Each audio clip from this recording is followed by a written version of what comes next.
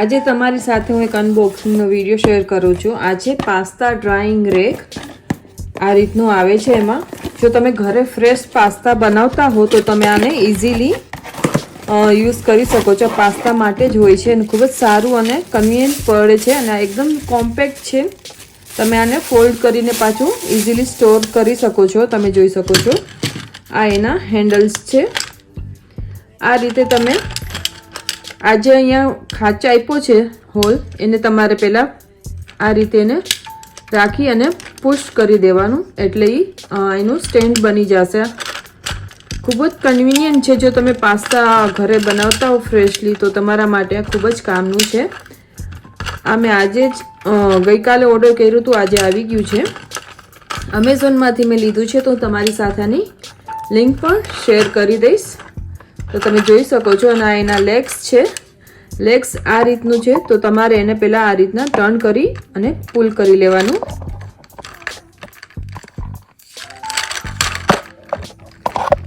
તમે આ રીતે પુલ કરી શકો અને એનું લેગ સ્ટેન્ડ ઇઝીલી થઈ જશે। આ રીતે તમે જોઈ શકતા હશો। એના લેગ પણ ફ્રેશ પાસ્તા ખૂબ જ હેલ્ધી હોય છે ઘરે બનાવવા બજાર કરતાં। જો તમે પાસ્તા ઘરમાં અવારનવાર બનાવતા હો બજારમાંથી આપણે ડ્રાય પાસ્તા લઈને, તો આ પાસ્તા ડ્રાઇંગ રેક તમારા માટે છે। અને તમે પાછું આને પુલ કરીને આ રીતનું એને અનફોલ્ડ કરી શકો છો, જેથી તમારે સ્ટોરેજ કરવું ઇઝી પડે। અને ખૂબ જ નાનું અને કોમ્પેક્ટ છે અને આમ 10 હેન્ડ્સ આવે છે આ, તો તમને સહેલું પડશે સ્ટોર કરવું। અને પાસ્તા ઘરે નૂડલ્સ બનાવવા માટેનું છે તો તમે નૂડલ્સ આને આપણે જે આ રીતનું કરી તમે એને પછી આ રીતે પેક કરી શકો છો।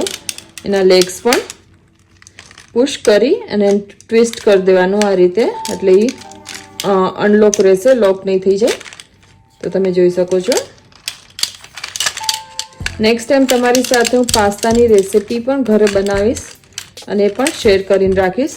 અને આ રીતે તમે એને અનફોલ્ડ કરી સ્ટોર કરી શકો છો। અને તો તમને આ વિડીયો કેવો લાગ્યો? જો ગમ્યો હોય તો લાઈક, શેર અને સબસ્ક્રાઈબ જરૂરથી કરજો।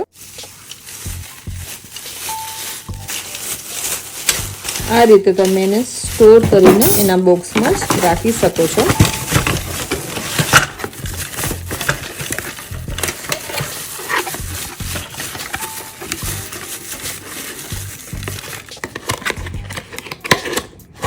તો આપણું પાસ્તા સ્ટેન્ડ છે ડ્રાઇંગ રેક।